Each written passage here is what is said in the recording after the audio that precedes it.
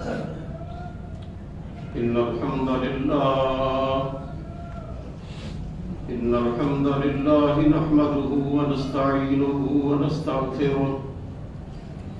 ونعوذ بالله من شرور أنفسنا ومن سيئات أعمالنا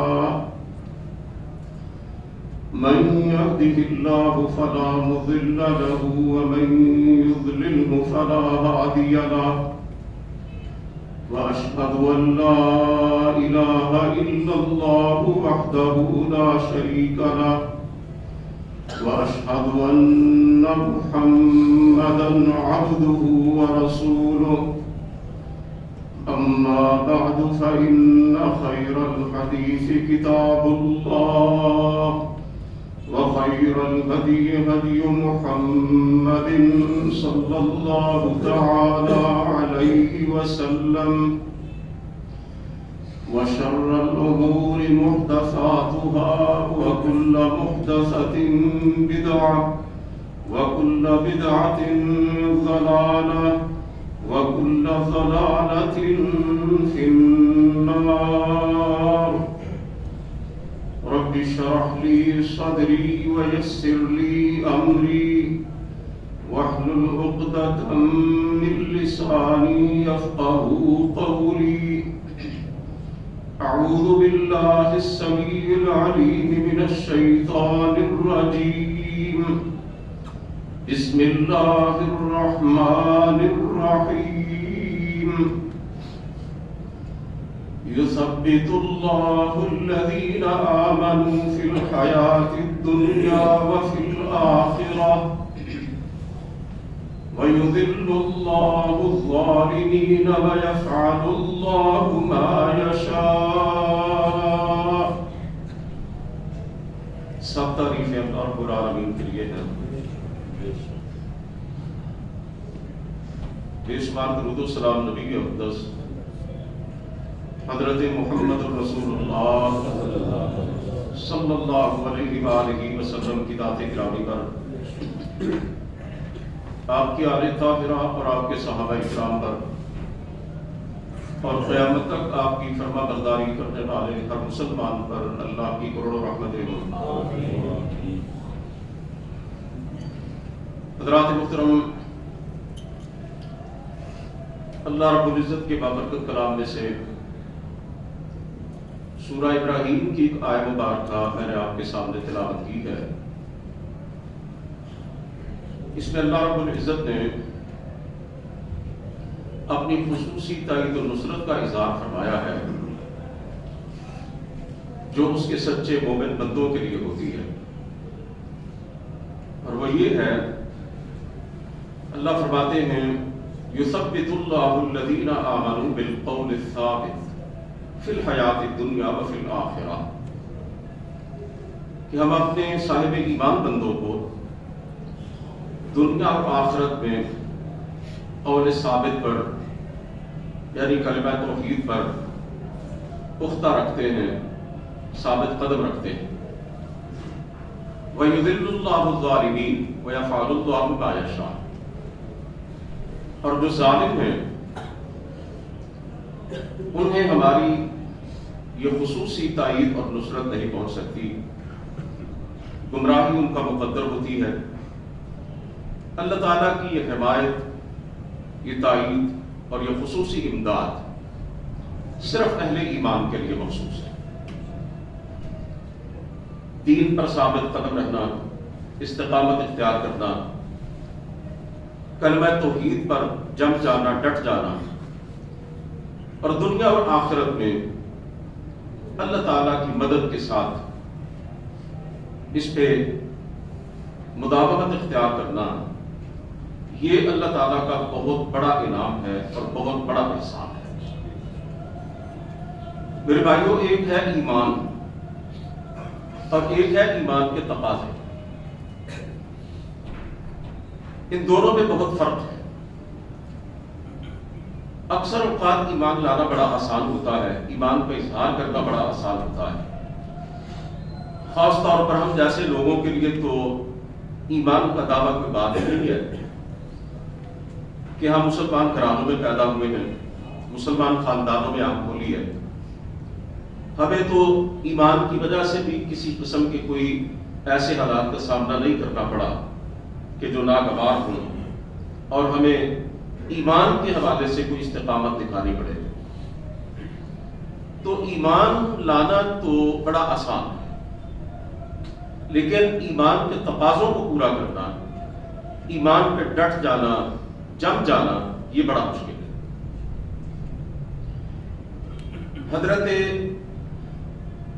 سفیان بن عبداللہ ثقفی رضی اللہ تعالیٰ سرکار دو عالم صلی اللہ علیہ وسلم کی خدمت اقدس میں آئے اور کہنے لگے،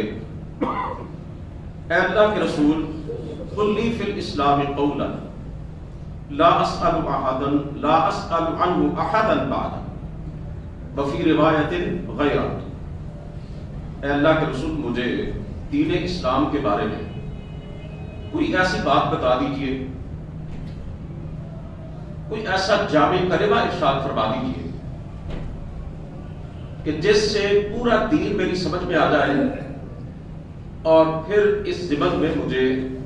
آپ کے بعد کسی سے کوئی سوال نہ کرنا پڑے یا آپ کے علاوہ کسی اور سے مجھے پوچھنا نہ پڑے.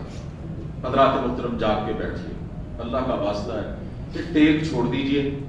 جن کو کمر کے مسئلے ہیں وہ ٹیک لگائے رکھیں، باقی میرا بھائی کو ٹیک نہ لگائے، گھٹنوں کو بیٹھے گھٹنوں کو پکڑ کر اور نہ سونے کی کوشش کرے. تو حضرت سفیان بن عبداللہ رضی اللہ تعالیٰ عنہ کی بات سرکار دو عالم صلی اللہ علیہ وسلم نے سنی اور اس جامع سوال کے جواب میں بڑا جامع جواب ارشاد فرمایا. آپ صلی اللہ علیہ وسلم نے بتلایا، قل آمنت باللہ ثم استقم. کہو اے سفیان، میں اللہ پر ایمان لایا اور پھر اس کے بعد ڈٹ جاؤ. اس طرح کہ دنیا کی کوئی آندھی تمہارے ایمان کو ہلا نہ سکے اور کوئی طوفان تمہارے ایمان کا رخ نہ پھیر سکے، اور اس کلمے کے مطابق تم سیدھے چلتے جاؤ اور اس کے تقاضوں کو پورا کرتے ہو. سرکار دو عالم صلی اللہ علیہ وسلم کی زندگی میں آپ کے مبارک سر میں وقت سے کچھ پہلے ہی سفید باغ آ گئے تھے.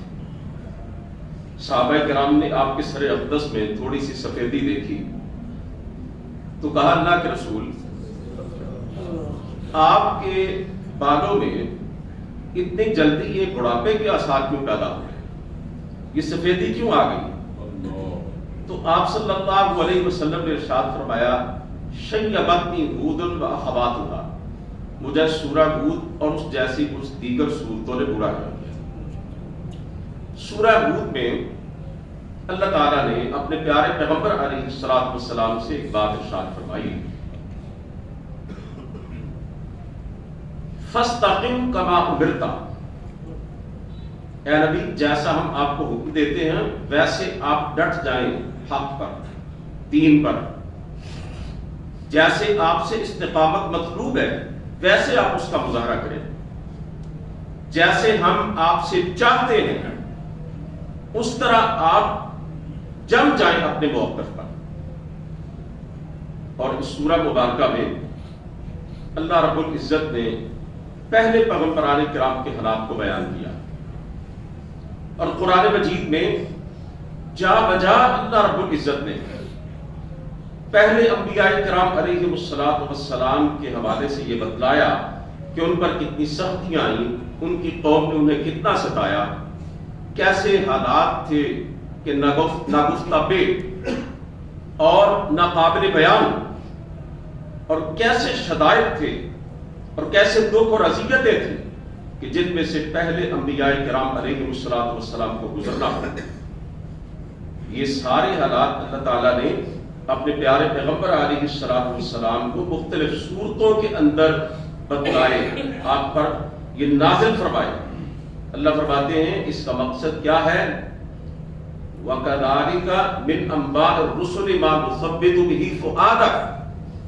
اے نبی، تاکہ آپ کے دل کو ثابت قدمی مل جائے، آپ کے اندر استقامت اور عزیمت پیدا ہو جائے، تو سرکار دو عالم صلی اللہ علیہ وسلم کو اللہ تعالیٰ نے جو حکم دیا، مفسرین کہتے ہیں کہ اس آیت نے آپ صلی اللہ علیہ وسلم کو آپ کی باری ذمہ داری کا احساس دلایا۔ فاستقم کما امرت، اے نبی جیسا کہ آپ کو حکم دیا جاتا ہے اس طرح آپ ڈٹ جائیں، اس طرح استقامت اختیار کریں۔ آپ کو اپنی اس بھاری بھرکم ذمہ داری کا احساس ہوا، اس کٹھن ترین اور مشکل ترین راستے پر چلنے کا جو احساس تھا، اس نے آپ صلی اللہ علیہ وسلم کے دل پر اتنے اثرات مرتب کیے کہ وقت سے پہلے ہی آپ کے بالوں کے اندر کچھ سفیدی آ گئی۔ تو آپ صلی اللہ علیہ وسلم نے فرمایا سورہ ہود اور اس طرح کی دیگر صورتوں کے اندر جو کچھ بتلایا گیا ہے اس نے در حقیقت مجھے پورا کر دیا۔ اللہ رب العزت نے اپنے کلام پاک میں اپنے ان بندوں کے لیے بڑی بشارتیں بیان فرمائی ہیں کہ جن کی زندگی کے اندر استقامت ہوتی ہے، جو دین پر جم جاتے ہیں، جو کلمہ توحید پر عزیمت اختیار کرتے ہیں۔ بڑی مشہور آیات بینات ہیں قرآن کریم کی، ان الذین قالوا ربنا اللہ ثم استقاموا تتنزل علیہم الملائکہ الا تخافوا ولا تحزنوا وَأَبْشِرُوا بِالْجَنَّةِ الَّتِي كُنْتُمْ تُوعَدُونَ نَحْنُ أَوْلِيَاؤُكُمْ فِي الْحَيَاةِ الدُّنْيَا وَفِي الْآخِرَةِ وَلَكُمْ فِيهَا مَا تَشْتَهِي أَنفُسُكُمْ وَلَكُمْ فِيهَا مَا تَدَّعُونَ نُزُلًا مِّن غَفُورٍ رَحِيمٍ۔ فرمایا جو لوگ یہ کہہ دیتے ہیں کہ ہمارا رب اللہ ہے، پھر ساری زندگی اس پہ ڈٹ جاتے ہیں، ادھر ادھر نہیں ہوتے۔ حضرت عمر فاروق رضی اللہ تعالیٰ عنہ کے مطابق ان الفاظ کی تفسیر کہ پھر لومڑی کی طرح کبھی ادھر اور کبھی ادھر نہیں جاتے، یکسو ہو جاتے ہیں۔ اللہ فرماتے ہیں ان پر ہمارے فرشتے اترتے ہیں ان کی تسلی کے لیے، ان کی تشفی کے لیے، ان کے اطمینان قلب کے لیے، اور کیا کہتے ہیں؟ ڈرنا نہیں ہے، گھبرانا نہیں ہے، ناموافق حالات کی وجہ سے پریشان نہیں ہونا ہے، بالکل کوئی ملال اپنے دل میں نہیں لانا ہے۔ اور ہم تمہیں اس جنت کی بشارتیں دیتے ہیں جن کا تم سے وعدہ کیا گیا۔ اب دنیا میں بھی تمہارے دوست اور آخرت میں بھی تمہارے دوست، اور جس جنت کے بارے میں ہم تمہیں بشارتیں دے رہے ہیں اس میں تمہارے سارے ارمان پورے ہوں گے، جو چاہو گے ملے گا، جو خواہش کرو گے تمہارے لیے موجود ہوگا، اور تم جنت میں مہمان ہوگے، تمہارا مہربان رب تمہارا میزبان ہوگا، تمہارا پروردگار تمہاری مہمانی کے لیے وہ سب کچھ وہاں تیار کرے گا کہ جو تم چاہو گے۔ حضرات محترم، یہ استقامت کہ جس کا ذکر آیات میں کیا گیا ہے اور جس کے حوالے سے اتنے بڑے بڑے انعامات کا وعدہ کیا گیا ہے، یہ کیا ہے اور اس کی ضرورت کب پڑتی ہے؟ اس کی حقیقت کیا ہے؟ ایمان لانے کے بعد اس بات کا کوئی امکان نہیں ہے کہ ایمان کا دعویٰ کرنے والے کو کسی قسم کی تکلیف، آزمائش اور امتحان میں سے نہ گزرنا پڑے۔ اللہ تعالیٰ کا قاعدہ ہے حَسِبَ النَّاسُ أَن يُتْرَكُوا أَن يَقُولُوا آمَنَّا وَهُمْ لَا يُفْتَنُونَ، کیا لوگوں نے یہ سمجھ رکھا ہے کہ زبان سے اتنا کہہ دیں گے کہ آپ ایمان لے آئے ہیں نجات مل جائے گی؟ فرمایا نہیں، وَلَقَدْ فَتَنَّ الَّذِينَ مِن قَبْلِهِمْ فَلَيَعْلَمَنَّ اللَّهُ الَّذِينَ صَدَقُوا وَلَيَعْلَمَنَّ الْكَاذِبِينَ۔ ہمارا روز اول سے یہ دستور ہے کہ جس نے بھی ہم پر ایمان لانے کا اعلان کیا ہے ہم نے اسے آزمایا ہے، ٹھونک بجا کے دیکھا ہے، جانچا ہے، پرکھا ہے، اس کی آزمائش کی ہے کہ کچا ہے یا پکا ہے۔ اللہ فرماتے ہیں یہ ہمارا قاعدہ اور کلیہ ہے، اس کے بعد ہم دیکھتے ہیں کہ ایمان کا دعویٰ سچا ہے یا جھوٹا ہے۔ حضرات محترم، علماء نے یہ بڑا زبردست انداز اختیار کیا ہے سمجھانے کے لیے کہ استقامت کے حوالے سے دو قسم کے حالات انسان کے سامنے آتے ہیں، ایک ہے ترغیب اور ایک ہے ترغیب۔ ترغیب کا مطلب کیا ہے؟ ڈر، خوف، دونس، داندلی، دھمکی، دشمنی، اذیتیں، مصیبتیں، تکلیفیں، ادار آسانیاں، کہ جب ایک بندہ مومن ایمان کے راستے پر چلتا ہے، عمل صالح کے راستے پر چلتا ہے، تو پھر اسے مختلف طرح کی دشمنیوں، مخالفتوں اور مختلف انداز سے ڈر اور خوف کا سامنا کرنا پڑتا ہے. کبھی معاشرے کی طرف سے، کبھی برادری کی طرف سے، کبھی خاندان کی طرف سے، کبھی وقت کی حکومت کی طرف سے، اور کبھی اپنے بیوی اور بچوں کی طرف سے. مختلف حوالوں سے اسے ناگوار حالات کا سامنا کرنا پڑتا ہے. اگر ان حالات میں ایک بندہ مومن اپنے دین پہ قائم رہے، اپنے ایمان پر قائم رہے، اپنے کردار کو بگڑنے نہ دے، اپنے اخلاق کو خراب نہ ہونے دے، اپنے ضمیر کا سودا نہ کرے، کسی طرح کا کوئی کمپرومائز نہ کرے، کسی کے ساتھ اللہ کے معاملے میں کوئی سمجھوتا نہ کرے، کسی مصلحت اور مداحنت کو اپنے قریب نہ پھٹکنے دے، اور ہر طرح کے خوف اور ڈر سے بے نیاز ہو کر اور ہر طرح کے ظالموں اور جابروں کو وہ کوئی اہمیت نہ دیتے ہوئے راہ حق پر قائم رہتا ہے اور کلمہ توحید کے تقاضوں کو پورا کرتا ہے، ایمان اور عمل صالح کے راستے کو ترک کرنا گوارا نہیں کرتا ہے، تو اس چیز کو استقامت کہا جاتا ہے. اور دوسرا ہے ترغیب، کہ لالچ انسان کو دیا جاتا ہے، اس کے سامنے ترغیبات آتی ہیں، مفادات آتے ہیں، اس کے سامنے طرح طرح کی پیشکش رکھی جاتی ہے، اسے دنیا کے مال اور دنیا کے پیسے کا لالچ دیا جاتا ہے، اس کے سامنے عورت ہوتی ہے، شہوت ہوتی ہے، کوٹھی کار بنگلے ہوتے ہیں، دنیا کی آسائشات ہوتی ہیں، نفس کی شہوات ہوتی ہے. اگر کوئی بندہ ان چیزوں کو اور ان رکاوٹوں کو بھی پرے کاہ کے برابر اہمیت نہ دے اور یہ طے کر لے کہ میں نے ان حدود کو بھی عبور کرنا ہے اور آگے جانا ہے، کہ میری منزل تو بہت دور ہے، اگر میں نے ان چیزوں کو اپنے راستے کے رکاوٹیں بنا لیا تو میرے تو قدم یہی جم جائیں گے، میں نے تو جنت تک پہنچنا ہے،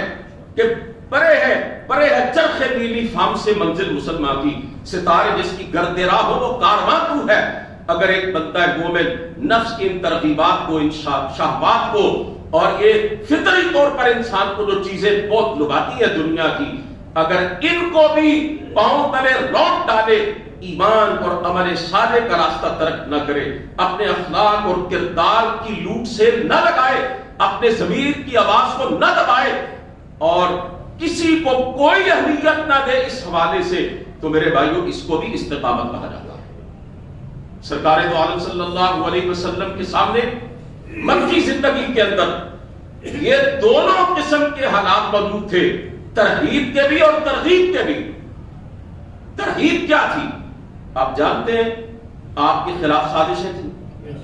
آپ کے خلاف ریشہ دوانیاں تھیں، آپ کے خلاف دجل و فریب تھا، آپ کے خلاف پورا کفر دن رات لگا ہوا تھا، ستایا جاتا تھا، مارا جاتا تھا، آپ کو پیٹا جاتا تھا. آپ صلی اللہ علیہ وسلم کو طرح طرح سے تنگ کیا جاتا تھا، کبھی دیوانہ کہا جاتا، کبھی ساحر کہا جاتا، کبھی مجنون کہا جاتا، کبھی معاذ اللہ کذاب کہا جاتا، کبھی آپ صلی اللہ علیہ وسلم کے قتل کی سازشیں کی جاتی. کوئی کافروں کا حربہ کارگر نہیں ہوا، کوئی ان کی بڑی سے بڑی اور چھوٹی سے چھوٹی تکلیف میرے نبی کو دعوت حق سے باز نہیں رکھ سکی، راہ حق سے ہٹا نہیں سکی. اور آپ صلی اللہ علیہ وسلم کے چچا ابو طالب جب آپ کے پاس آئے تھے اور کہا تھا اے بھتیجے مجھ پہ اتنا بوجھ نہ ڈالو اس کو نہ اٹھا سکوں، آپ نے دیکھا کہ وہ چچا جو اب تک کشتی بان بنا رہا، جو اب تک میرے سامنے دیوار بن کے کھڑا رہا، جو میرا دفاع کرتا رہا، اور جس کی وجہ سے کافر مجھے کوئی غزل پہنچاتے ہوئے ہچکچاتے تھے، وہ چچا جو ایمان نہ لانے کے باوجود میرا آسرا بنا رہا، جس نے مجھے کسی موڑ پر نہیں چھوڑا، کسی حالات میں بھی اس نے میری کمر سے اپنی تائید نہیں کھینچی، آج وہ چچا بھی جواب دے رہا ہے آپ کی آنکھوں میں آنسو آئے. آپ نے فرمایا چچا اگر میرے دائیں ہاتھ پہ سورج اور بائیں ہاتھ پہ چاند آ جائے, چاند اور سورج کا ہاتھوں پہ آنا ممکن نہیں ہے, سوال ہی پیدا نہیں ہوتا. لیکن میرے نبی نے فرمایا یہ ہو سکتا ہے, یہ ناممکن ممکن بن سکتا ہے کہ سورج اور چاند آسمان سے اتر کر میرے ہاتھوں پہ آ جائے. لیکن چچا یہ نہیں ہوگا کہ دعوت حق کا راستہ چھوڑو, اپنے تبلیغ اور اپنی رسالت کی ذمہ داری کو ترک کر. چچا یہ ممکن نہیں ہے کہ استقامت اور عزیمت کو اپنے ہاتھ سے دوں. اور میرے بھائیوں اس کے بعد پھر مشرکین مکہ کی طرف سے دوسرا اصول ترغیب کا آزمایا گیا, دوسرا طریقہ آزمایا گیا, لالچ کا, ہوس کا. اور ان لوگوں کو معلوم ہی نہیں تھا کہ میرے نبی کی دعوت کو ان تمام چیزوں سے بالا کر. مکے میں جو سب سے بڑا سیانہ سمجھا جاتا تھا, سب سے بڑا دانشمند سمجھا جاتا تھا, اور لوگ یہ کہتے تھے بات کرنے کا ڈنگ آتا ہے تو اسی کو, بڑا پنچایتی آدمی ہے, یہ شہر و شہر کیا ہے, ملک و ملک اس نے پھرے ہیں, اس کو بیچتے ہیں جا کے محمد سے بات کریں صلی اللہ علیہ وسلم. ذرا لالچ دیا جائے, ذرا دنیا کی یہ جو آسائشات ہیں اور ترغیبات ہیں اور نفس کی جو شہوات ہیں ان کی طرف ذرا محمد کو بلایا جائے صلی اللہ علیہ وسلم, شاید کام بن جائے. وہ عتبہ آیا اور کہنے لگا بھتیجے تم مکے میں کتنے عزیز تھے, مکہ والوں کے یہاں کتنے معزز تھے, تمہارا کیا مقام اور مرتبہ تھا تم جانتے ہو, تمہیں آنکھوں کا تارا لوگوں نے بنایا ہوا تھا, اپنا پیارا بنایا ہوا تھا. یہ تم نے کیا کیا ہے, نفرتوں کا سامنا کرتے ہو, لوگوں کی نظروں میں حقیر بن گئے ہو, تم نے اپنے مقام کو گرا دیا ہے معاذ اللہ, بھائی بھائی میں جدائی ڈال دی ہے, خاندان اور برادروں میں پھوٹ ڈال دی ہے, پورے شہر میں تم نے ایک عجیب ماحول بنا دیا ہے. چلو پھر بھی تم سے ایک بات کرنے آیا ہوں, دیکھو اگر تم دولت چاہتے ہو تمہارے قدموں میں دولت کے دریا بہا دیتے ہیں, اگر حکومت چاہتے ہو, سرداری چاہتے ہو, ملک کے عرب کا تجھے سردار بادشاہ بنا دیتے, اور اگر کسی حسین و جمیل عورت سے نکاح کرنا چاہتے ہو اشارہ کرو دنیا عرب کی ساری حسین عورتیں تمہارے نکاح میں لا کے دے دیتے. اب دیکھیں یہ جو دنیا پرست انسان ہوتے ہیں انہی چیزوں پر بک جاتے ہیں. انسان کو کیا چاہیے ہوتا ہے, لڑائیاں کس چیز کی ہوتی ہیں, زن زر زمین. میرے نبی کے سامنے تینوں پیشکشیں رکھی گئی, آپ صلی اللہ علیہ وسلم سنتے رہے اور کہنے لگے بات اپنی ختم کر لی تم نے, جو کہنا چاہتے تھے کہہ لیا. کہنے لگا ہاں, کہا میری سنو. میرے نبی نے کوئی تقریر نہیں کی, کوئی لمبی چوڑی بات نہیں کی, قربان جاؤں اپنے نبی کی عظمت پر. وہ پیغمبر جس کا منصب اللہ نے بیان کیا جگہ جگہ, یتلو علیہم آیاتی, کہ میرا نبی دنیا والوں کو قرآن سناتا ہے, قرآن کی دعوت دیتا ہے, اسی کا پیغام دیتا ہے, اسی کو لوگوں کے سامنے پیش کرتا ہے. اس نبی نے سورہ حامیم سجدہ کی ابتدائی آیتیں پڑھی. حامیم تنزیل من الرحمن الرحیم, کتاب فصلت آیاتہ قرآنا عربیا لقوم یعلمون بشیرا ونذیرا فاعرض اکثرهم فهم لا يسمعون وقالوا قلوبنا في أكنة مما تدعونا إليه وفي آذاننا وقر ومن بيننا وبينك حجاب فاعمل إننا عاملون قل إنما أنا بشر مثلكم يوحى إلي أنما إلهكم إله واحد فاستقيموا إليه واستغفروه وويل للمشركين الذين لا يؤتون الزكاة وهم بالآخرة هم كافرون. ترجمہ ذرا سن لیں, اس سے آگے بھی آپ نے کچھ آیتیں پڑھی تھی کہ یہ کتاب بالکل واضح ہے, اس کے احکامات اور آیات بڑی تفصیلی ہیں, اور یہ کتاب بشارت سنانے والی, ڈرانے والی بھی ہے. لیکن یہ جو مکے کے مشرک ہیں اس سے اعراض کرتے ہیں, اس سے پہلو تہی کرتے ہیں اور کہتے ہیں ہم نہیں سنتے, اس کو ہمارے کانوں میں ڈانٹ پڑی ہوئی ہے, ہم نہیں اس کو سمجھتے. اے نبی کہو میں ہوں تمہاری طرح کا انسان, لیکن میرے رب نے مجھے اپنا نبی بنایا ہے اور مجھ پہ یہ وحی اتاری ہے. لوگوں اللہ کے سوا تمہارا کوئی معبود نہیں, وہی اکیلا معبود برحق ہے, اس سے اپنے گناہوں کی معافی مانگو. اور مشرک کے لیے تباہی ہے اور ہلاکت ہے جو پاکیزگی اختیار نہیں کرتے اور آخرت کا انکار کرتے ہیں. چلتے چلتے اللہ کے رسول نبی صاحب پر پہنچے فَإِنْ أَعْرَضُوا فَقُلْ أَنذَرْتُكُمْ صَاعِقَةً مِثْلَ صَاعِقَةِ عَادٍ وَثَمُودَ۔ اے نبی ان سے کہو کہ میں تمہیں ڈراتا ہوں، باز آ جاؤ، تمہیں خبردار کرتا ہوں، سمجھ جاؤ اگر تم نے میرے پیغام کو رد کیا، میری دعوت کو نہ مانا، تو پھر یاد رکھو جیسے قوم عاد اور قوم سمود کا حال ہوا وہی تمہارا حال ہوا۔ اللہ نے ان کا نام و نشان مٹا کے رکھ دیا، اللہ تعالیٰ نے ان کو اپنے عذاب کی گرفت میں لے لیا۔ اسی طرح تم بھی نہیں بچ پاؤ گے۔ جب آپ اس آیت پر پہنچے تو عتبہ نے آپ کے ہونٹوں پہ ہاتھ رکھا، کہنے لگا بس کرو بس کرو، اس سے آگے نہ بڑھنا۔ اور جب وہ جا رہا تھا نا اپنے مشرک ساتھیوں کی طرف، سرداروں کی طرف،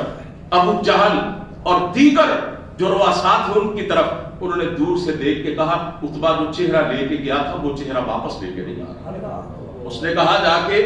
وہ میری مانو، میں بڑا سمجھدار آدمی ہوں، دانشمند ہوں، تم جانتے ہو میں شعروں کو بھی سمجھتا ہوں، میں کہانت کو بھی جانتا ہوں، اللہ کی قسم جو کلام سن کے آئے ہوں نا وہ نہ شعر ہے نہ کہانت ہے، محمد کو ان کے حال پہ چھوڑ دو، اگر غالب آ گئے تمہاری عزت ہوگی اور اگر مخالفت کی تو تباہی مقدر ہوگی۔ انہوں نے کہا اپنی باتیں اپنے پاس رکھ، ایمان اس نے قبول کرنا گوارا نہیں کیا تھا۔ میرے عزیزوں، میرے پیارے پیغمبر علیہ الصلوۃ والسلام کے راستے میں یہ ترغیب کے حوالے سے بھی آزمائش آئی، ترغیب کے حوالے سے بھی آزمائش آئی، آپ کو ڈرایا بھی گیا، دھمکایا بھی گیا، دشمنی بھی کی گئی، ستایا بھی گیا، آپ کے سامنے پیشکش بھی رکھی گئی، مال کی، دولت کی، عہدے کی، منصب کی، عورت کی، لیکن میرے پیغمبر علیہ الصلوۃ والسلام ان تمام چیزوں سے گزر گئے اور اللہ کے دین کے راستے پر، ایمان کے راستے پر، حق کے راستے پر پوری استقامت کے ساتھ چلتے رہے۔ یہی استقامت آج اس نبی کی امت سے بھی مطلوب ہے، یہی عظیمت آج اس نبی کے ماننے والوں سے بھی مطلوب ہے۔ اور عزیزان محترم، اگر ہم استقامت چاہتے ہیں، اگر ہم ایمان کے حوالے سے عظیمت چاہتے ہیں، ایمان کے تقاضوں کو پورا کرنا چاہتے ہیں، تو اس پس منظر میں علماء اسلام نے بڑی رہنمائی کی ہے۔ سب سے پہلا اصول اس سلسلے میں یہ ہے کہ والدین، اساتذہ اور علماء دین کے حوالے سے حقیقی رہنمائی کریں اپنے بچوں کی، اپنے شاگردوں کی اور اپنے سننے والوں کی، علمی انداز میں ان کو اللہ کا دین سمجھائیں، دعوت بالقرآن کے ذریعے انہیں ایمان اور اس کے لوازمات سے آگاہ کریں، علمی انداز کے اندر۔ سرکار دو عالم صلی اللہ علیہ وسلم جب اس دنیا سے رخصت ہوئے، آپ کو معلوم ہے پورا ملک کے عرب جو تھا اس میں ارتداد پھیل چکا تھا، لوگ اسلام کو چھوڑ چکے تھے۔ آپ صلی اللہ علیہ وسلم دنیا سے کیا گئے، آپ کی وفات کیا ہوئی، لوگوں نے تو اسلام ہی چھوڑ دیا۔ 3 شہر ایسے تھے جن میں سے ایک بندہ بھی، ان تینوں شہروں کے بسنے والوں میں سے کوئی ایک فرد بھی اسلام سے منحرف نہیں ہوا۔ وہ 3 شہر تھے، مکہ، مدینہ اور طائف۔ باقی پورے ملک کے عرب میں کوئی شہر ایسا نہ تھا جہاں پر تھوڑے یا بہت اسلام سے لوگ مرتد نہ ہوئے، منحرف نہ ہوئے۔ حضرت ابوبکر صدیق رضی اللہ تعالیٰ عنہ نے ابھی خلافت سنبھالی نہیں تھی کہ ارتداد کا فتنہ پھیل گیا، اور سیدہ عائشہ رضی اللہ تعالیٰ عنہ فرماتی ہے اس وقت مسلمانوں کی حالت ایسی تھی کہ جیسے بھیڑ بکریوں کا ایک ریوڑ انتہائی سرد رات میں، تاریک رات میں، شدید بارش میں اپنے چرواہے کے بغیر ادھر ادھر پھر رہا ہو، یہ حالت مسلمانوں کی ہو گئی تھی۔ حضرت ابوبکر صدیق رضی اللہ تعالیٰ عنہ نے فتنہ ارتداد کے خلاف جہاد کیا، مرتدین کے خلاف میدان عمل میں نکلے، اور انہی تینوں شہروں کے صحابہ کرام ان کے ساتھ تھے، مکہ کے، مدینہ کے اور طائف کے۔ جناب صدیق اکبر رضی اللہ تعالیٰ عنہ نے اپنی ایمانی فراست اور اپنی استقامت کی بدولت اور اللہ کی تائید و نصرت کے ساتھ اس فتنے کو جڑ سے اکھاڑ کے پھینک دیا۔ حضرات محترم، میں عرض یہ کرنا چاہتا ہوں کہ باقی جو شہروں کے لوگ تھے وہ مرتد کیوں ہو گئے، اسلام سے کیوں پھر گئے؟ اس لیے کہ جو مکہ، مدینہ اور طائف کے لوگ تھے جو ذرہ برابر بھی اسلام سے نہیں ہٹے تھے اللہ کے رسول کی وفات کے بعد، اس کا سبب یہ تھا کہ وہ اللہ کے رسول کی صحبتوں میں سال ہر سال سے بیٹھنے والے تھے،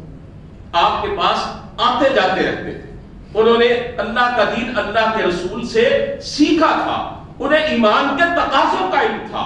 وہ دین کی حقیقت کو جانتے تھے، انہیں معلوم تھا کہ حق کیا ہوتا ہے، اس کے لوازمات کیا ہوتے ہیں، وہ اچھی طرح سمجھتے تھے کہ راہ حق میں مشکلیں اور تکلیفیں آنا یہ لازمی بات ہے، ہمیں ان پہ ڈٹنا ہے اور ثابت قدمی اختیار کرنی ہے۔ انہوں نے علمی انداز میں اللہ کے رسول سے دین کو سیکھا تھا، کیونکہ اس نبی کے بارے میں اللہ تعالیٰ نے جا بجا فرمایا یتلو علیہم آیاتی ویزکیہم ویعلمہم الکتاب والحکمہ، میرا پیغمبر لوگوں کے سامنے قرآن کی آیتیں پڑھتا ہے، ان کا تزکیہ کرتا ہے، ان کے باطن کی صفائی کرتا ہے، ان کی تطہیر کرتا ہے، ان کے اعمال اور افکار کے اندر پاکیزگی پیدا کرتا ہے، اور انہیں کتاب اور حکمت کی تعلیم دیتا ہے۔ مکہ، مدینہ اور طائف کے رہنے والے لوگوں نے اللہ کے رسول کی مجلسوں میں بیٹھ کر قرآن سیکھا تھا، کتاب سیکھی تھی، حکمت سیکھی تھی، ان کا تزکیہ ہو چکا تھا۔ اس لیے ضروری ہے کہ والدین اپنی اولاد کی علمی انداز میں اسلام کے مطابق تربیت کریں، علماء اسلام لوگوں کو علمی سطح پر جا کر دین کا فہم دیں، اور جو اساتذہ ہیں وہ اپنے شاگردوں کو علمی انداز میں قرآن کریم اور سنت رسول کا پیغام سمجھائیں۔ آج ہمارے معاشرے میں یہ کام نہیں ہو رہا میرے عزیزوں، علمی انداز میں اور حقیقت میں اللہ تعالیٰ کا دین اور ایمان کے تقاضے سمجھانا تو دور کی بات ہے، نظری اور سطحی انداز میں بھی دین کی تعلیم نہ والدین کی طرف سے دی جا رہی ہے، نہ اساتذہ کی طرف سے، نہ علماء کی طرف سے۔ آپ کہتے ہیں جی علماء تو دن رات لگے ہوئے، نہیں، ایسے علماء کی تعداد بہت تھوڑی ہے جو صحیح معنوں میں دین کا فہم لوگوں کے ذہنوں میں اتارتے ہیں۔ زیادہ تر علماء خطباء کی کیفیت کے رٹی رٹائی تقریریں ہیں، لگے بندے موضوعات ہیں، مخصوص واقعات ہیں، اور ان کے پس منظر میں مخصوص اشعار ہیں۔ ساری زندگی انہی چند گھسے پٹے موضوعات کے گرد وہ سارے درس، خطبے اور تقریریں گھماتے رہتے ہیں، اور لوگوں کو ان کی باتیں ازبر ہو جاتی ہیں۔ بعض میرے دوست ایسے ہیں جب کوئی عالم دین اور خطیب اپنے خطبے کے آغاز میں آیت پڑھتا ہے، وہ بتاتے ہیں مولانا صاحب کا موضوع یہ ہے، واقعات یہ بیان ہوں گے، اشعار یہ آئیں گے، لطیفے یہ سنائے جائیں گے۔ ایسے علماء، قربان جاؤں میں ایسے علماء پر، ان کے سلسلے کے کڑی تھے پروفیسر عبید الرحمن مدنی رحمہ اللہ، ایسے انداز میں ایمان اور دین کی باتیں سمجھاتے اور اس کے تقاضے لوگوں کے سامنے پیش کرتے، اور قرآن کی آیات کی بنیاد پر اپنی گفتگو کو آگے چلاتے۔ اللہ کی قسم ہے، میں سامنے بیٹھ کے سنتا تھا، مجھے تو یہی لگتا تھا یہ آیتیں آج اتر رہی ہیں اور میرے حوالے سے اور میرے حالات کے بارے میں اتر رہی ہیں۔ آپ میں سے بھی جنہوں نے ان کے درس، ان کے خطبے اور ان کی تقریریں سنی ہیں، وہ اس بات کو تسلیم کریں گے۔ جب علمی انداز میں دین اور ایمان کے تقاضوں کو نہیں سمجھایا جاتا، پھر اس کا نتیجہ کیا نکلتا ہے؟ لوگ روایتی مسلمان بن جاتے ہیں، حقیقی مسلمان نہیں بن پاتے۔ لوگوں کو پتہ نہیں چلتا ایمان کے تقاضے کیا ہیں، ان کو کس طرح سے پورا کرنا ہے۔ وہ استقامت سے اور عزیمت سے عاری ہو جاتے ہیں، کیونکہ انسان کا پتہ تو تب چلتا ہے اس کے ایمان کا، اس کے دعوے کا اور اس کے دین کا، کہ جب اس کے سامنے دو راستے آتے ہیں، جب اس کا امتحان ہوتا ہے، جب اس کی آزمائش ہوتی ہے، تب پتہ چلتا ہے کہ یہ کتنا نیک اور پاکسا ہے۔ وہ اگر دین کو گہرائی میں جا کے نہیں سمجھا، اس کی تربیت نہیں ہوئی ہے، تو پھر وہ روایتی مسلمان ہوگا، بہت اچھا مسلمان ہوگا کہنے میں، نمازیں پڑھے گا، روزے رکھے گا، حج کرے گا، نوافل پڑھے گا، تہجد بھی پڑھے گا، ذکر و اذکار بھی کرے گا، لیکن جب اس کے سامنے حق و باطل کی کشمکش آئے گی جو قیامت تک جاری رہے گی، یہ ستیزہ کار رہا ہے ازل سے تا امروز، چراغ مصطفی سے شرار ابو لہبی، جب حق و باطل کی کشمکش اس کے سامنے آئے گی، ایک طرف الحاد ہو، دوسری طرف دین ہو، ایک طرف شر ہو، دوسری طرف خیر ہو، ایک طرف حق ہو، دوسری طرف باطل ہو، ایک طرف عادل ہو، دوسری طرف ظالم ہو، ایک طرف کردار ہو، دوسری طرف بدکرداری ہو، ایک طرف نیکی ہو، دوسری طرف خباثت ہو، ایک طرف عالم ہو، دوسری طرف جاہل ہو، حق اور باطل میں سے کسی ایک کو چننے کی بات آئے تو جس نے دین کو گہرائی میں جا کے اور علمی سطح پر نہیں سمجھا، اسے بتایا نہیں گیا، وہ نمازیں پڑھے گا، روزے رکھے گا، حج کرے گا، عمرے کرے گا، لیکن حق کے مقابلے میں باطل کا ساتھ دے گا، وہ علم کے مقابلے میں جہل کا ساتھ دے گا، وہ نیکی کے مقابلے میں برائی کا ساتھ دے گا، وہ ظلم کے مقابلے، وہ عدل کے مقابلے میں ظلم کا ساتھ دے گا، وہ حسین کو چھوڑ کر یزید کے پیچھے چلے گا۔ اور ایسا ہو رہا ہے میرے معاشرے میں۔ آپ جب الیکشن کا اور انتخابات کا دور آتا ہے، آپ نے نہیں دیکھا آپ کے شہر میں جو مرد قلندر تھا، جس کی میں نے بات کی ہے، پروفیسر عبید الرحمن مدنی، میدان میں کھڑا ہوتا تھا، کس کو نہیں معلوم تھا کہ یہ علم ہے، یہ عدل ہے،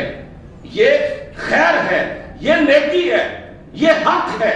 اس کے مقابلے میں ساتھ میرے شہر کے لوگ کس کا دیتے رہے؟ ناراض نہ ہونا، سمجھانے کے لیے بات کر رہا ہوں بھائیوں، میں منبر پہ کھڑے ہو کے یہ دین آپ کو سمجھا رہا ہوں اور استقامت کی بات کر رہا ہوں۔ نمازیں پڑھنا، روزے رکھنا، حج عمرے کرنا، ذکر و اذکار کرنا بڑا آسان ہے، حق و باطل کی کش مکش کے اندر اپنا وزن حق کے پلڑے میں ڈالنا بڑا مشکل ہے۔ جب ایسی بات آتی ہے نا تو بڑے بڑے پھسل جاتے ہیں۔ جب ترغیبات کی بات آتی ہے، جب شہوات کی بات آتی ہے، جب دنیا کے مال و منال کی بات آتی ہے تو عام تو کیا بڑے بڑے جید علماء اور صلحاء بھی پھسل جاتے ہیں۔ جب فتنہ خلق قرآن اٹھا تھا اور حکمرانوں کی سرپرستی میں اٹھا تھا،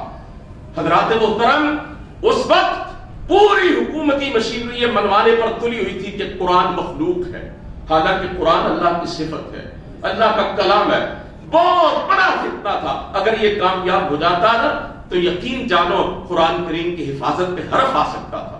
اس وقت حکمرانوں نے مارا پیٹا بھی، تعذیب کا شکار بھی کیا، اذیتوں میں بھی مبتلا کیا لوگوں کو، اور انہوں نے مال اور دولت کے عہدہ اور منصب کے لالچ بھی دیے۔ تاریخ کی کتابیں اٹھا کے دیکھو، اس وقت کے بڑے بڑے علماء، محدثین، بڑے بڑے اتقیاء، صلحاء اور اصفیاء جو تھے، کچھ حکمرانوں کی مار کے ڈر سے چپ ہو گئے، زبانوں کو تالے لگا کے بیٹھ گئے، اور کچھ کو حکومتی مناصب اور عہدوں کی لالچ نے اور حکمرانوں کی طرف سے دیے گئے ہوس نے اور ان کو طرح طرح کی جو انہوں نے پیشکشیں کی تھی ان کو قبول کر کے وہ گونگے شیطان بن کے بیٹھ گئے۔ ایک احمد ابن حنبل کھڑا تھا، ایک احمد ابن حنبل پوری استقامت اور عزیمت کے ساتھ کہتے ہیں میں جیل میں تھا، اس دور کا بدنام زمانہ ڈاکو میرے ساتھ جیل میں بند تھا، مجھے نہیں معلوم تھا کون ہے۔ اس نے کہا اوے ابن حنبل، مجھے بڑا مارا گیا، بڑی دفعہ مجھے جیل کی سلاخوں کے پیچھے ڈالا گیا، میں نے چوری اور ڈکیتی نہیں چھوڑی، تو حق پہ قائم ہے، دیکھنا کہیں پھسل نہ جانا۔ کہتے ہیں اس ڈاکو نے میری عزیمت اور استقامت کو محمیز لگائی، اتنا مارا گیا، اتنا مارا گیا، ایک تازہ دم جلاد آتا چند کوڑے مارتا اور پھر حکمرانوں کی طرف سے دوسرے تازہ دم جلاد کو بھیجا جاتا، جاؤ اس کو کوڑے مارو، تاکہ قوت سے کوڑے لگے۔ امام احمد ابن حنبل نے اتنی استقامت اور عزیمت دکھائی، حکمران اپنے اٹھائے ہوئے فتنے کے ساتھ پیبند خاک ہو گئے۔ 1300 سال کے بعد بھی نام چمک رہا ہے تو امام احمد ابن حنبل کا چمک رہا ہے۔ یہ ہے ان الذین قالوا ربنا اللہ ثم استقاموا۔ آج اپنے ملک کی حالات میں آپ دیکھیں، کس کو نہیں معلوم بڑی بڑی سیکولر اور لبرل پارٹیوں کے پلے کیا ہے، ان کے نظریات کیا ہیں، حکومت میں آ کے انہوں نے قرآن و سنت کے ساتھ کیا کھلواڑ کیا ہے۔ اور میں ماضی کی بات نہیں کرتا، میں گزشتہ 4-5 سالوں کی بات کرتا ہوں۔ میرے ملک کی پارلیمان کے اندر کتنی دفعہ ایسی قانون سازی کی کوشش کی گئی جو قرآن و سنت کے صریحاً خلاف تھی۔ بڑے بڑے علماء کیا حکومت اور اپوزیشن اکٹھے تھے تو ان کے ساتھ ملے ہوئے نہیں تھے؟ آج کتنے ہی بڑے جناب صلحاء ہیں اور بڑے بڑے تھم ہیں دین کے کہ جو چند پیسوں اور عہدوں کے عوض بک جاتے ہیں۔ ترغیب اور ترغیب، ان دونوں پہلوؤں میں اپنا دامن بچا کے چلنا، اپنے ایمان کا سودا نہ کرنا، دین سے انحراف نہ کرنا، عمل صالح کو ترک نہ کرنا، اپنے کردار کی لوٹ سے نہ لگانا اور اپنے ضمیر کی پکار کو نہ لگانا، اور دونوں قسم کے حالات کے اندر اللہ اور اس کے رسول کے بتائے ہوئے راستے پر چلتے رہنا، یہی ایمان کے تقاضوں کو پورا کرنا، اور اسی کو استقامت کہا جاتا ہے۔ حضرات محترم، ایک طریقہ ہے اس استقامت کے حصول کا، اللہ سے دعا کرنا کہ اللہ ہی کی توفیق سے سب کچھ ممکن ہوتا ہے۔ سرکار دو عالم صلی اللہ علیہ وسلم، اس موبائل کو بند کیجئے، استقامت اور عزیمت کا پہاڑ تھے، اور آپ صلی اللہ علیہ وسلم صحابہ کہتے اکثر یہ دعا کیا کرتے تھے، اللہم مقلب القلوب ثبت قلبی علی دینک، اے اللہ دلوں کو پھیرنے والی تیری ذات ہے، میرے اللہ میرے دل کو اپنے دین پہ ثابت قدمی عطا کرنا۔ قرآن کریم میں دعا سکھائی گئی ہے، کاش ہمیں قرآنی دعاؤں کو سمجھ کر یاد کرنے کی توفیق مل جائے اور انہیں اپنی مناجات کا حصہ بنانے کی توفیق مل جائے۔ اللہ نے خود دعا سکھائی ہے ایمان والوں کو، ربنا لا تزغ قلوبنا بعد اذ ہدیتنا وہب لنا من لدنک رحمہ انک انت الوہاب، اے ہمارے پروردگار تو نے ہمیں ہدایت عطا کر دی ہے، اللہ تیرا بڑا کرم ہے، اللہ تو نے سیدھا راستہ دکھا دیا ہے، الہی اس کے بعد یادنا ہمارے دلوں میں ٹیڑھا پن پیدا نہ کرنا، کجی پیدا نہ کرنا، ہمیں راہ حق سے یادنا ہٹا نہ دینا، ہمارے قدم ڈگمگا نہ جائے، ہمارے پائے ثبات میں لغزش نہ آ جائے، اللہ اپنی رحمت سے ہمیں فتنوں سے بچانا تاکہ ہم تیری رحمت میں نہا کر اللہ استقامت اور عزیمت کے راستے پر چلتے رہیں۔ یہ دعا ہمیں یاد کرنی چاہیے، دونوں دعائیں، یہ قرآنی دعا اور یہ مسنون دعا، یہ جو میں نے آپ کے سامنے پڑھنے کی سعادت حاصل کی ہے، یہ آپ کو یاد بھی ہوگی، لیکن ان کو اپنی دعا کا حصہ بنائیں، جب بھی اللہ کے سامنے ہاتھ اٹھائیں اس دعا کو پڑھنا کبھی نہ بھولیں، اور یہ بھی کہا کریں صرف اپنے لیے نہیں، اپنے بچوں کے لیے بھی استقامت مانگا کریں، اپنی آنے والی نسلوں کے لیے عزیمت کا سوال کیا کریں کہ حالات بڑے خراب ہیں اور ہم ایک ایسے دور کے اندر جی رہے ہیں جس کے بارے میں اللہ کے رسول نے فرمایا تھا، یصبح الرجل مؤمنا ویمسی کافرا ویمسی مؤمنا ویصبح کافرا، صبح کو بندے کا عقیدہ ٹھیک ہوگا، شام کو اس کا عقیدہ خراب ہو جائے گا، شام کو مومن ہوگا، صبح کو کافر ہو جائے گا، اور انسان یبیع دینہ بعرض من الدنیا، فرمایا دنیا کی چند ٹکوں کی عوض اپنے ایمان کو بیچ لے گا، اپنے دین کا سودا کر لے گا۔ یہ وقت ہے جس کے متعلق میرے نبی نے اشارہ فرمایا تھا، آج ہم ان حالات کو اپنی آنکھوں سے دیکھ رہے ہیں میرے عزیزوں، ان حالات میں اس بات کی اشد ضرورت ہے کہ ہم اپنے لیے اور اپنی نسلوں کے لیے ہم اللہ تعالیٰ سے استقامت اور عزیمت کا سوال کریں۔ اب آخر میں یہ عرض کرنا چاہتا ہوں اور آپ کی توجہ چاہتا ہوں حضرات کہ جو بندہ پوری زندگی تندرستی میں، بیماری میں، غربت میں، امیری میں، فقر و فاقے میں اور آسائشات میں، تمام حالات میں اللہ کے دین پر ثابت قدمی اختیار کرتا ہے، وہ دو انتہائی کٹھن کیفیات کے اندر جب آتا ہے، اللہ رب العزت اس کی تائید و نصرت کرتے ہیں۔ میں نے آیت آپ کے سامنے پڑھی ہے، یثبت اللہ الذین آمنوا بالقول الثابت فی الحیات الدنیا وفی الآخرہ، اللہ قول ثابت یعنی کلمہ توحید پر اپنے ایمان والے بندوں کو ثابت قدمی دیتا ہے، دنیا میں بھی آخرت میں بھی۔ یہ دو گھڑیاں کون سی ہیں جو بڑی سخت ہیں؟ ایک موت کی گھڑی ہے اور دوسرے قبر میں سوال و جواب کی گھڑی ہے۔ یہ جب موت کا لمحہ آتا ہے نا، اللہ کے رسول نے فرمایا انما الاعمال بالخواتیم، اعمال کا دار و مدار ان کے خاتموں پر ہے۔ انسان وقت آخر جو اس کی زبان پہ ہوگا، جو وہ عمل کر رہا ہوگا اپنی موت کے وقت، اگلی منزلوں میں اس کے مطابق سلوک کیا جائے گا۔ اللہ کے رسول نے کیا فرمایا، من کان آخر کلامہ لا الہ الا اللہ دخل الجنہ، جس کی زبان سے نکلنے والا آخری جملہ لا الہ الا اللہ ہوگا وہ جنت میں جائے گا۔ جب انسان کی موت آتی ہے نا جی، اس میں نزع کا عالم طاری ہوتا ہے، اس کے قریب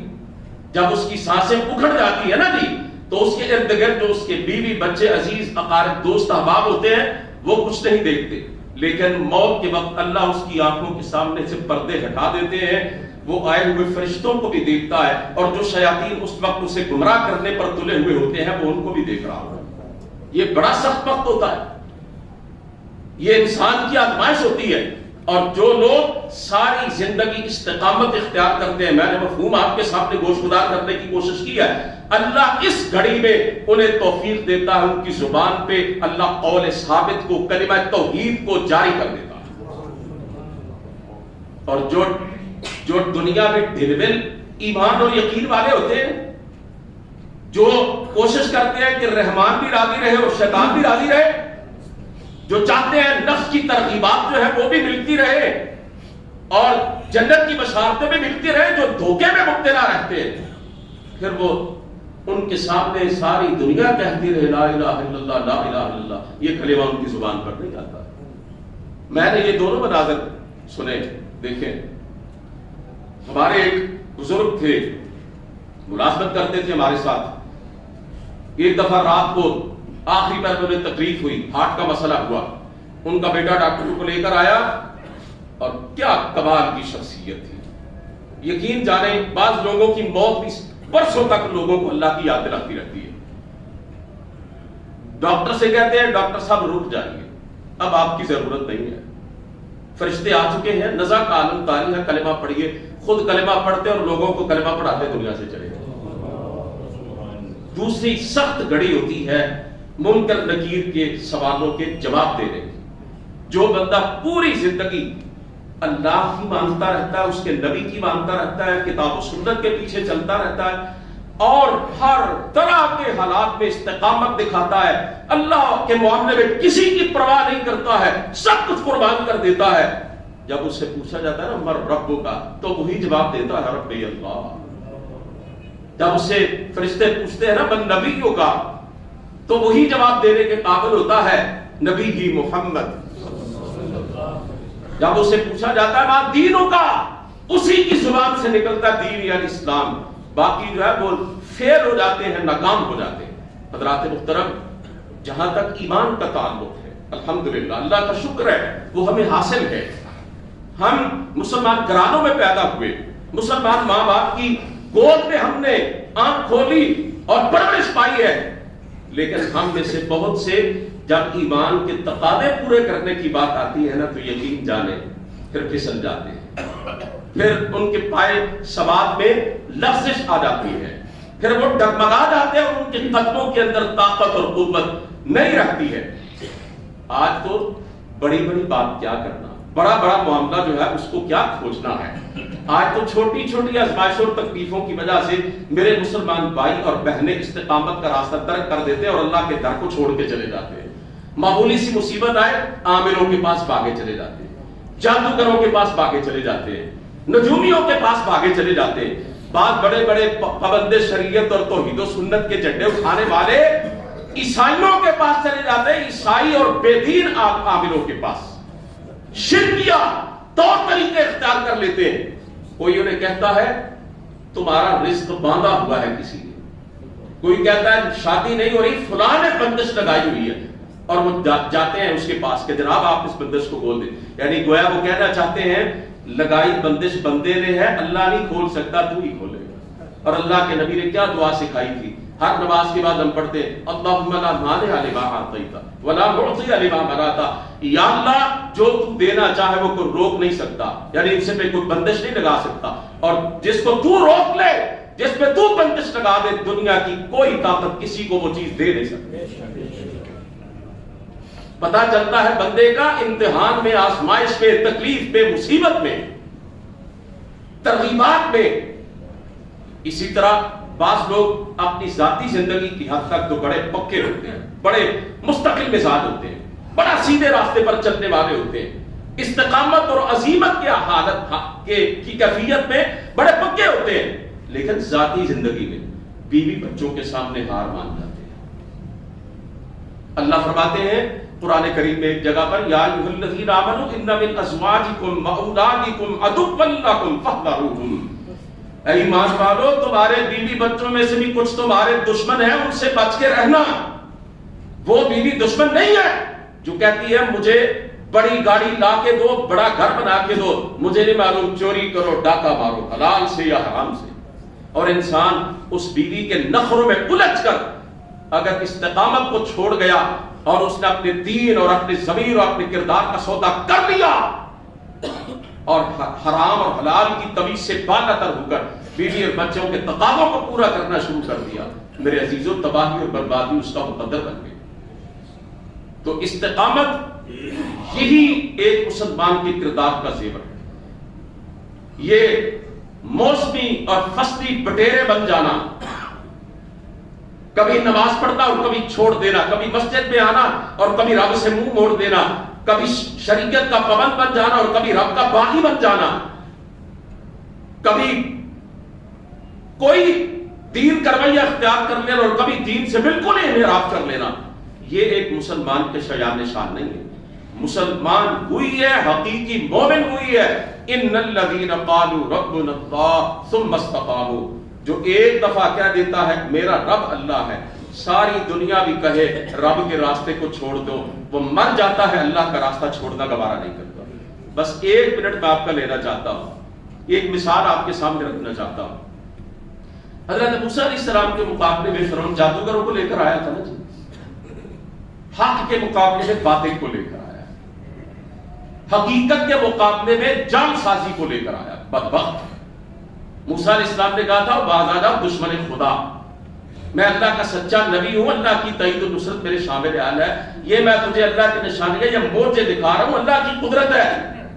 اس کے مقابلے میں جادو کو نہ لے کے آ، تیرا ستیہ ناش ہو جائے گا۔ نہیں مانا، اور جب اللہ تعالیٰ کی قدرت کا کرشمہ سامنے آیا تو پھر جادوگر جو تھے وہ تو مان گئے تھے، فرعون نہیں مانا۔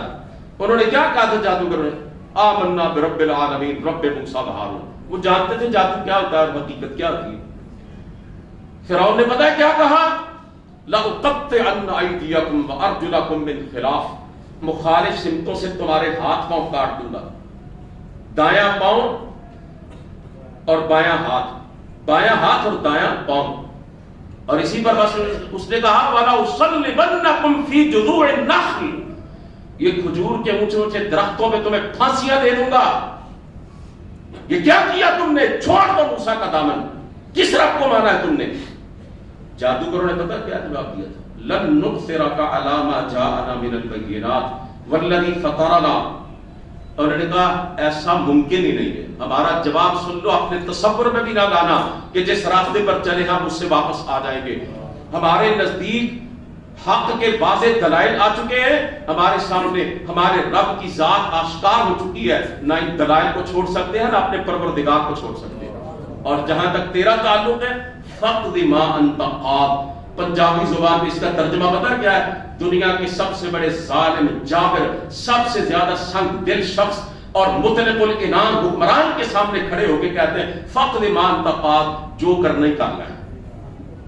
تو کہتا ہاتھ پاؤں کاٹوں گا، سولیے دوں گا، اس سے بھی آگے بڑھ کے جو کر سکتا ہے کر لے۔ انما تقضی هذه الحیات الدنیا، کہ اللہ کہ زیادہ سے زیادہ تو یہی کرے گا نا، اللہ کی دی ہوئی طاقت اور قوت کا ناجائز فائدہ اٹھا کے ہمیں قتل کر دے گا تو کر دے، یہ جان تو ایک نہ ایک دن جانی ہی جانی ہے۔ انا آمنا بربنا لیغفر لنا خطایانا، ہم نے اپنے رب پر ایمان اس لیے نہیں لائے کہ جانیں بچ جائیں، جانیں جاتی ہے تو چلے جائیں، ہم نے تو جنت کا سودا کیا اپنے پروردگار سے۔ ہم تو اپنے گزشتہ گناہوں کی معافی تلافی کے لیے، توجہ میری طرف، اپنے گزشتہ گناہوں کی معافی تلافی کے لیے ہم نے اپنے رب پر ایمان لائے ہیں ہم، اور ہم استقامت کے ساتھ جئیں گے، کٹ جائیں گے، مر جائیں گے، جی جان سے گزر جائیں گے، ہمارے جسموں کی بوٹیاں بھی تو اڑا دے، کوئی پرواہ نہیں ہے، اس راستے پر چلتے ہوئے اپنی جانیں دیں گے اور آخرت کی کامیابی کو سمیٹیں گے۔ کاش ہمیں بھی سمجھ آ جائے ایمان کا دعویٰ ہم نے کیا ہے، ہمیں معلوم ہو جائے استقامت کیا ہے، ہم جان جائیں ایمان کیا ہے، اس کے تقاضے کیا ہیں، کہ دعویٰ ایمان اصل نہیں ہے، ایمان کے تقاضوں کو پورا کرنا اور ان پہ جم جانا یہ عین ایمان ہے اور یہ عین دین ہے۔ اللہ سے دعا ہے کہ وہ اس کی توفیق دے۔ وآخر دعوانا